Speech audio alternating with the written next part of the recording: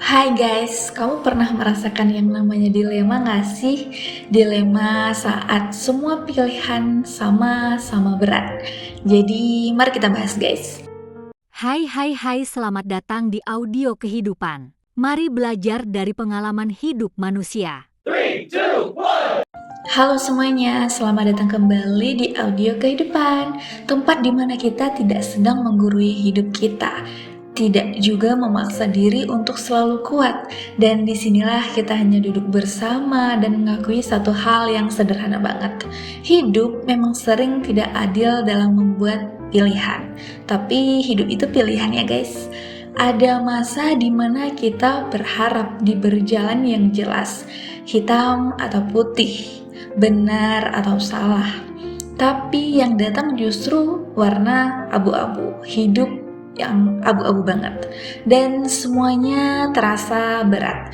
Jika kamu sedang berada di fase itu, aku ingin kamu tahu bahwa kamu tidaklah sendirian guys. Ketika pilihan tidak lagi hitam putih. Dulu ya guys, waktu kita masih kecil, hidup terasa sederhana. Kalau rajin ya kita dipuji, kalau salah pasti dimarahi, semuanya jelas. Tapi sekarang dewasa, semakin hari semakin dewasa, hidup berhenti memberi petunjuk yang jelas.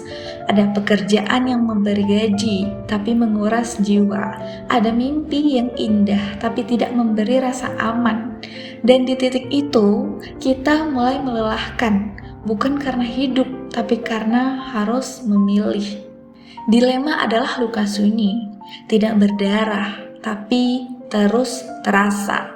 Bertahan bukan selalu kekuatan. Banyak dari kita bertahan karena takut dicap lemah.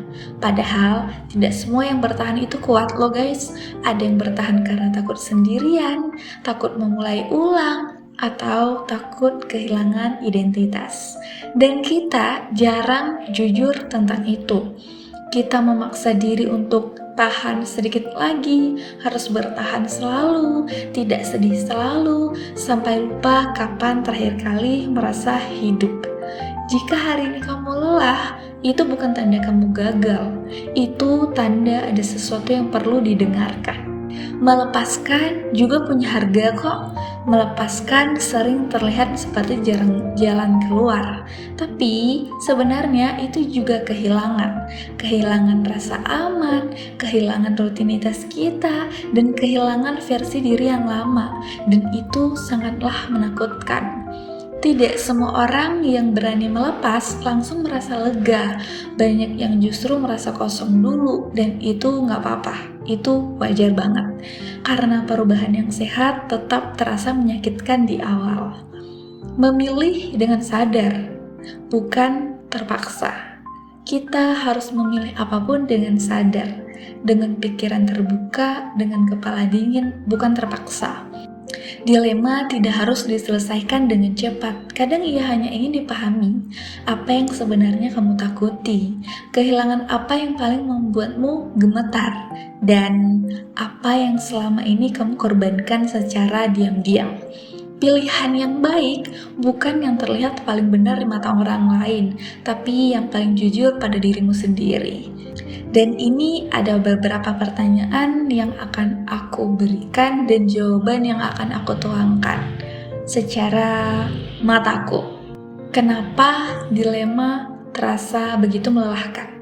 Padahal kita belum melakukan apa-apa. Dan aku mau kalian menjawab di komentar.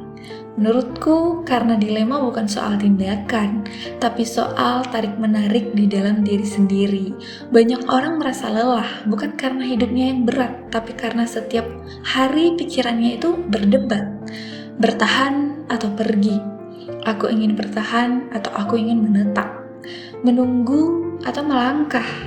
Kuat atau jujur pada lelah? Tubuh bisa diam, tapi batin kita bekerja tanpa henti. Dan itu menguras energi lebih besar dari apa yang kita sadari loh guys. Pertanyaan kedua, apakah bertahan selalu berarti kita kuat dan dewasa? Gimana guys menurut kamu? Komen di bawah sini. Dan jawaban dari aku adalah, ya tidak selalu. Dari pengalaman banyak orang, bertahan seringkali bukan tentang kekuatan, tapi tentang sebuah ketakutan. Takut memulai lagi, takut memulai dari nol bahkan, takut kehilangan rasa amannya, takut dicap gagal oleh keluarga. Kekuatan sejati justru kadang muncul saat seseorang berani mengakui bahwa aku sudah terlalu lelah untuk tetap di sini. Jadi, apakah kamu sudah merasakan lelah itu, guys? Komen di bawah sini, guys. Pertanyaan ketiga adalah, kenapa melepas pilihan lama terasa seperti kehilangan diri kita sendiri? Nah, jawabannya karena banyak orang membangun identitas dari apa yang mereka jalani selama ini. Contohnya, ya dari pekerjaan, dari hubungan relasi teman, atau peran tertentu sudah lama melekat sebagai aku loh gitu. Saat dilepaskan, yang hilang bukan cuma situasinya aja, tapi juga versi diri yang sudah dikenal, yang sudah melekat di sosok aku itu. Itulah sebabnya banyak orang merasa kosong setelah melepaskan, bukan karena salah memilih, tapi karena sedang mencari bentuk diri yang baru lagi. Nah, gimana menurut kamu, guys? Kamu sesuai nggak pendapatnya dengan pendapatku? Lalu kita ke pertanyaan keempat ya. Bagaimana cara tahu apakah kita benar-benar ingin bertahan atau hanya takut pergi? Nah, gimana menurutmu, guys? Komen di bawah sini. Jadi, dari pengalaman banyak orang yang udah aku lihat dan dari pengalamanku sendiri ya, guys, pertanyaan ini tuh membantu banget. Jika rasa takut itu hilang, apakah aku masih ingin bertahan di sini? Dan jika jawabannya iya, mungkin itu pilihan yang sadar. Tapi, jika yang tersisa hanyalah rasa lelah dan rasa hampa, rasa kosong gitu, besar kemungkinan ya guys, yang menahan kita bukan cinta atau tujuan, melainkan rasa takut yang kehilangan. Nah, pertanyaan kelima adalah, apakah tidak apa-apa jika kita belum siap untuk memilih apapun? Atau tidak memilih apapun itu apakah jawaban? Nah, gimana menurutmu, guys? Komen di bawah sini. Ya, gak apa-apa kok. Semua dalam hidup itu ya gak diapa-apain aja gitu. Sakit gak apa-apa karena bisa berobat. Lapar gak apa-apa karena bisa makan, ya kan? Rasa capek gak apa-apa karena kita bisa istirahat dan tidur. Jadi, apakah tidak apa-apa jika kita belum siap untuk memilih apapun? Ya nggak apa-apa guys, sangat tidak apa-apa jawabannya. Banyak orang menyesal bukan karena terlambat memilih loh ya, tapi karena memilih saat belum mendapatkan jawaban, belum mendengar jawaban dari dirinya sendiri. Dilema tidak selalu meminta jawaban cepat kok. Kadang ia hanya ingin kita berhenti berlari aja dan mulai jujur pada apa yang benar-benar kita rasakan. Jadi, menurutmu, seru nggak kita bahas dilema? Seru nggak kita bahas sunyi? Komen di bawah sini untuk kamu jawab pertanyaan yang kelima ini ya guys. Dan, jika hari ini kamu masih berada di tengah-tengah rasa dilema itu, rasa ingin maju nggak berani, rasa ingin mundur nggak berani, dan bahkan di tempat itu nggak berani juga.